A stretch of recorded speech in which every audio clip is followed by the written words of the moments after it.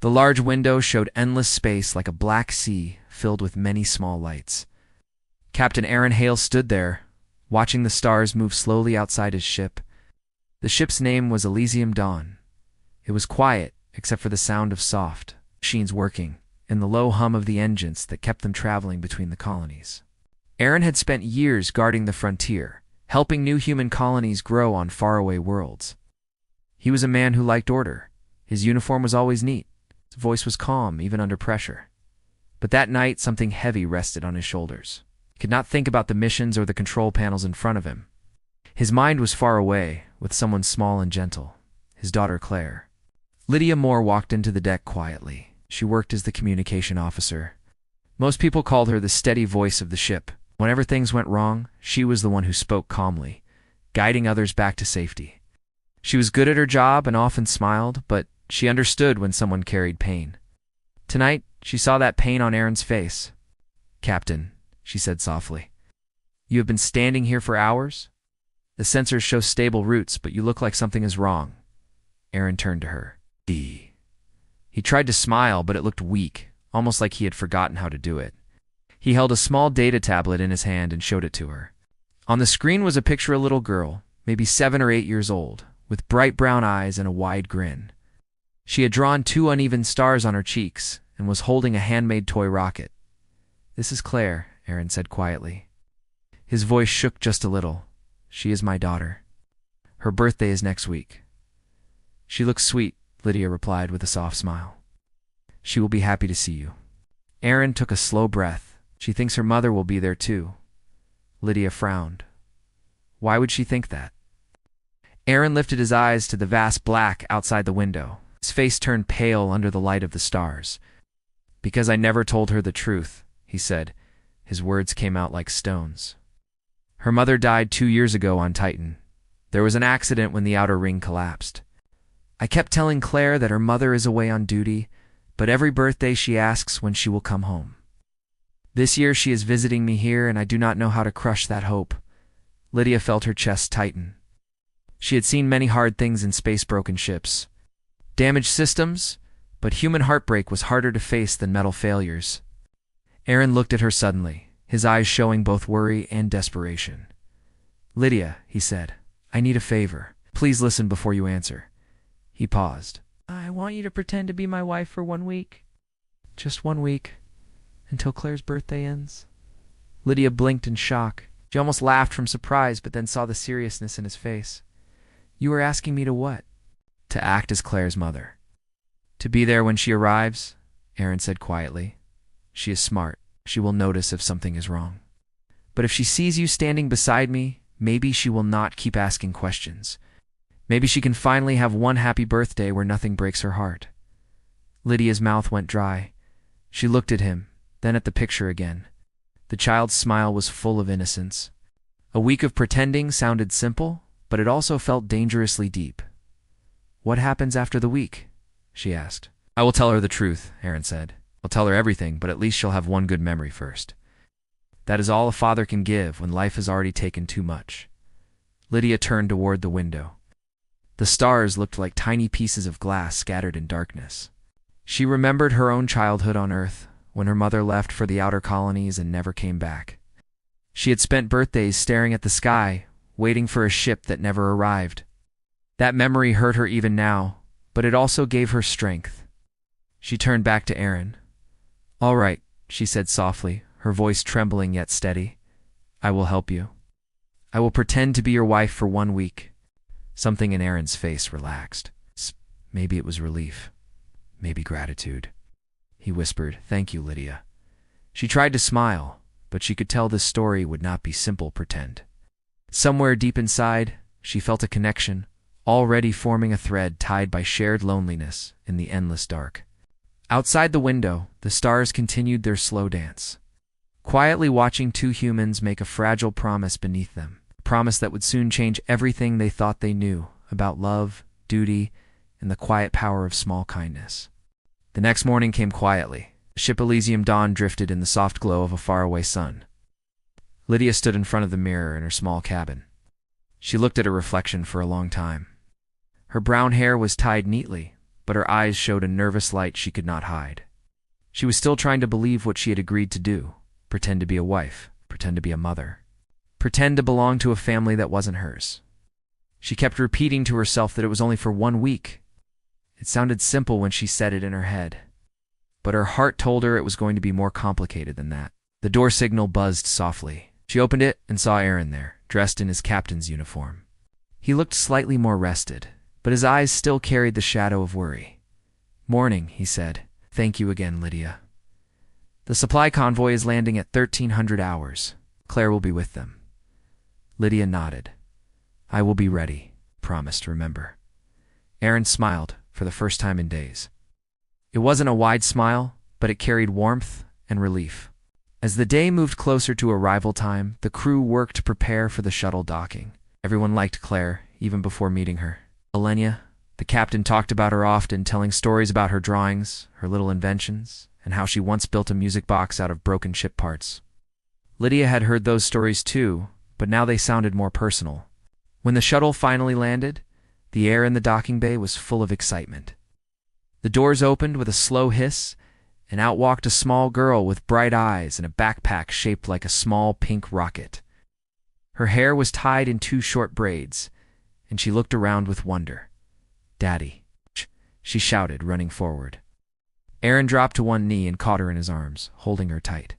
For the first time in months, Lydia saw true happiness on his face.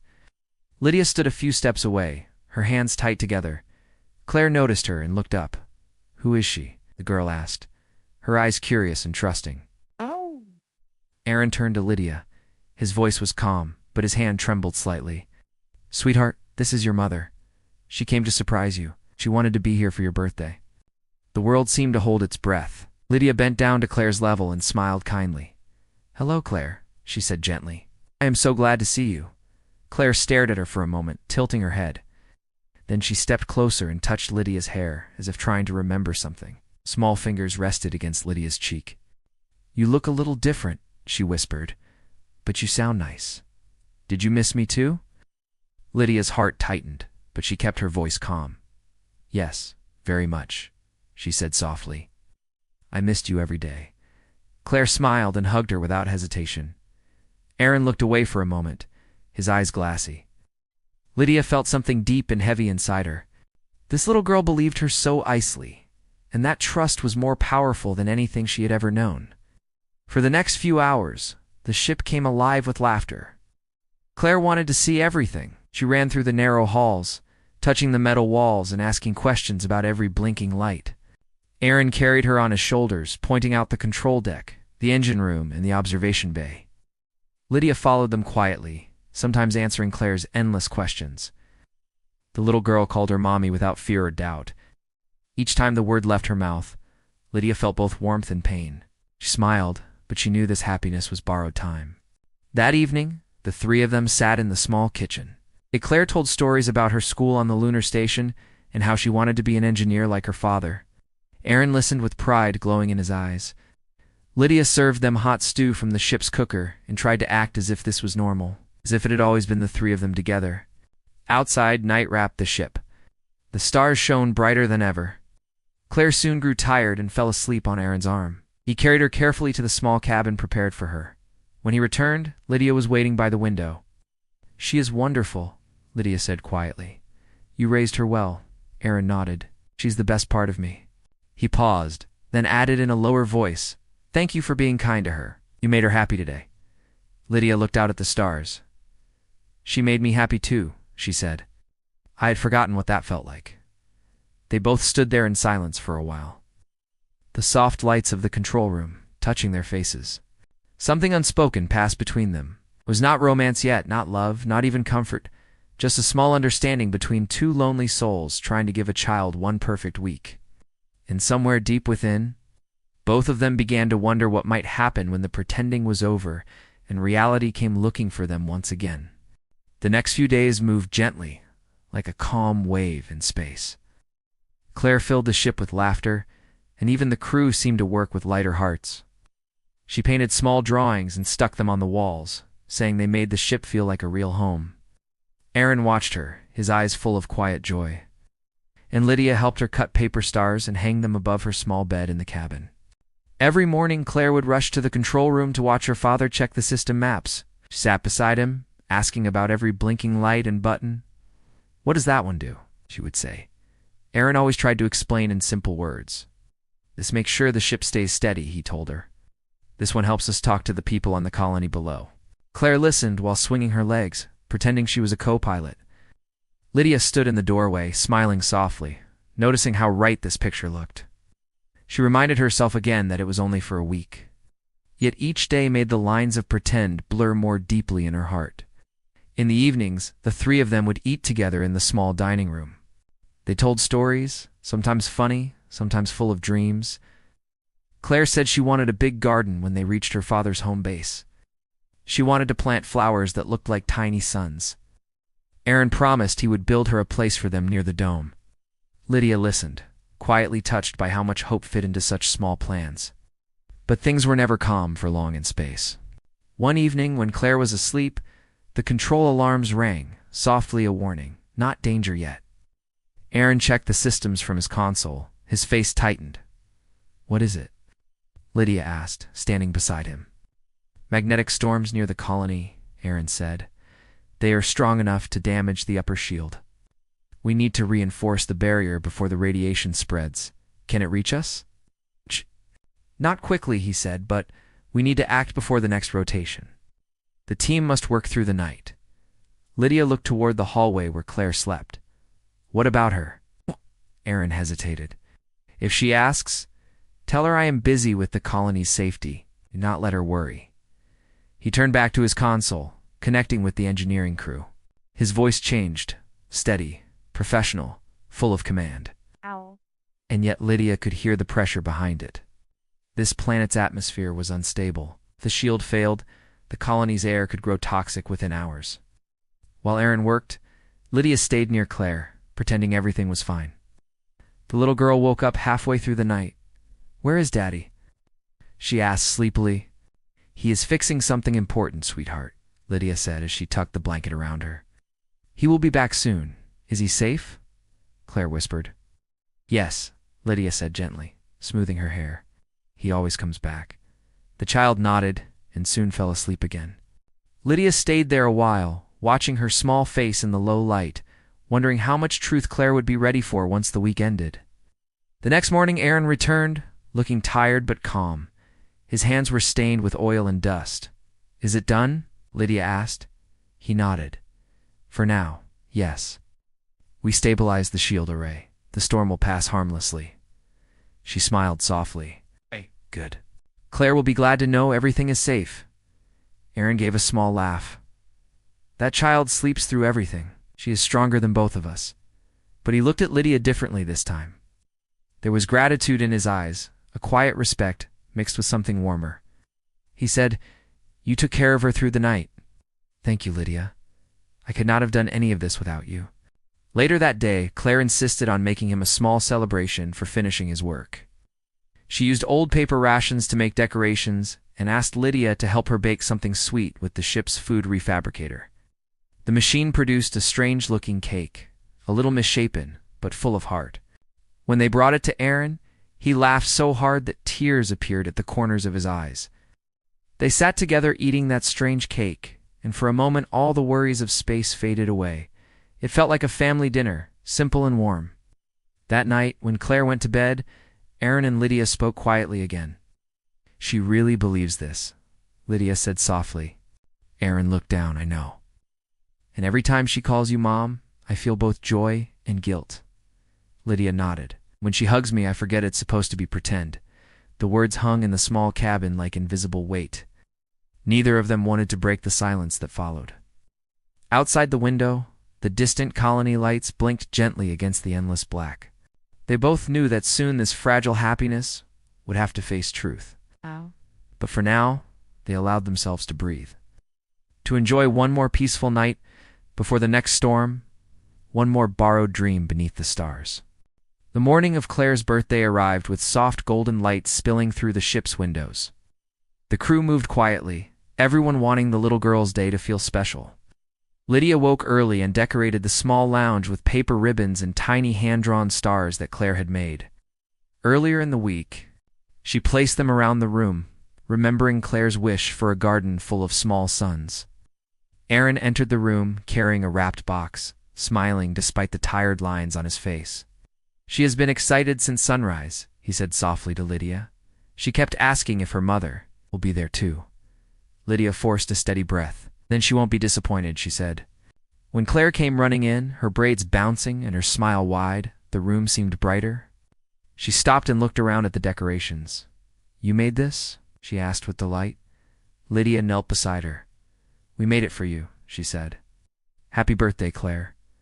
The child hugged both of them, her little arms around their shoulders. "This is the best day ever." The happiness in that moment filled the room like soft sunlight, but outside the walls, reality waited. Aaron had received a message that morning, news of a storm forming again near the colony below. This storm was stronger, and it risked cutting off the ship's power link if it grew worse. He had not told Lydia or Claire yet. He wanted Claire to have one good day. They spent the morning playing simple games and sharing stories. Claire asked to see the observation deck again. Aaron Carried her there, and Lydia followed. Together, they looked out at the vast black space dotted with bright stars. Claire pointed. "They look like candles on a big cake," she said. "Can I make a wish?" "Yeah, you can always wish," Lydia said. Claire closed her eyes and whispered something neither of them could hear. When she opened them, she smiled. "I wished that we could stay together forever." Aaron and Lydia exchanged a silent glance. For a moment, neither spoke. Then Aaron gently said, "That is a beautiful wish." As the day passed, whispers moved through the ship. Crew members began to notice the storm's readings rising. The Elysium dawn trembled once, lightly, and a soft warning tone hummed through the hallways. Lydia noticed the change in the air and turned to Aaron.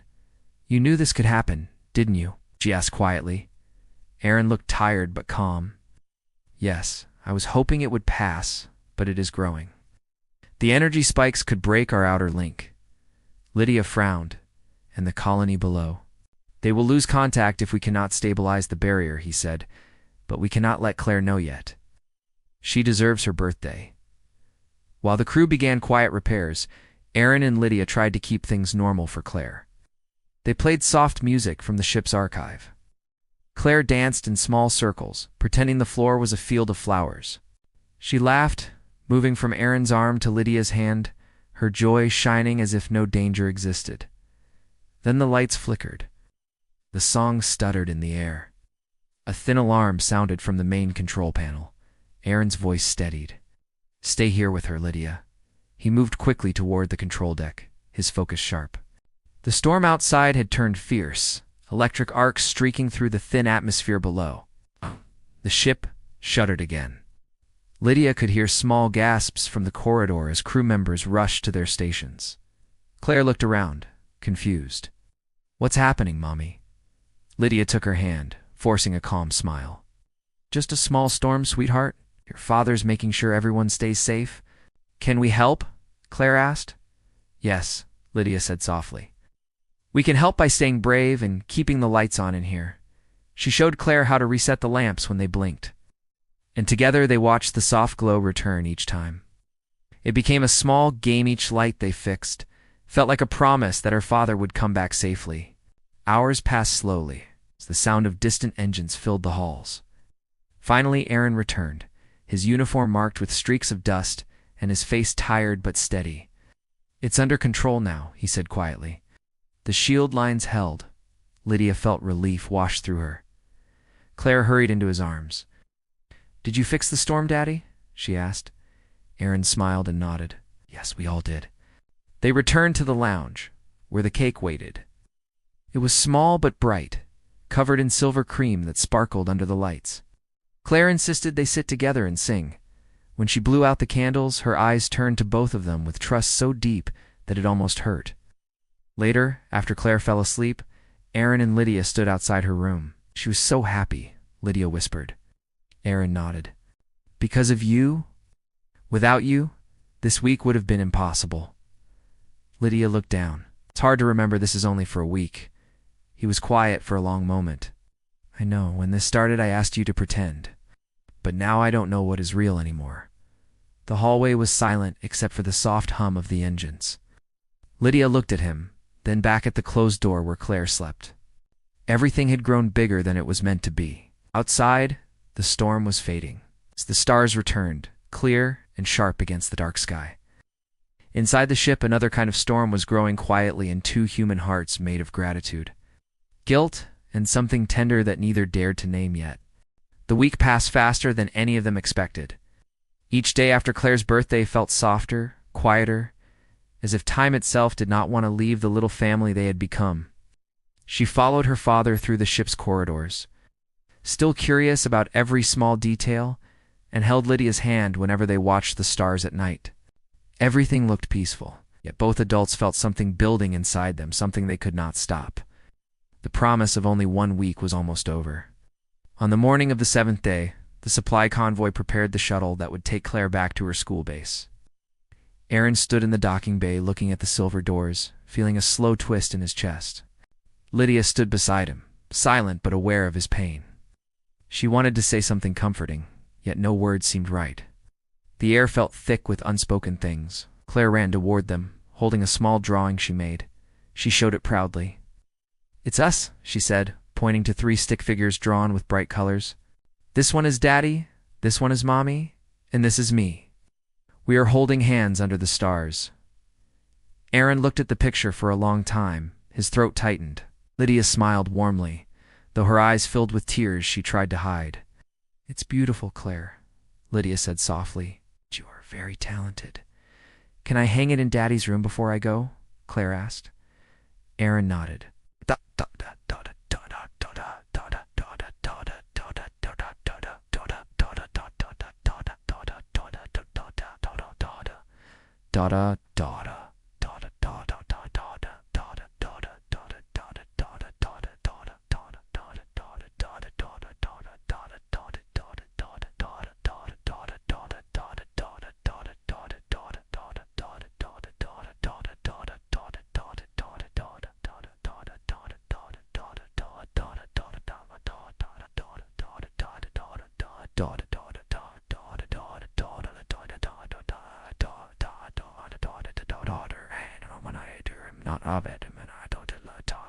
"It will stay right there waiting for you."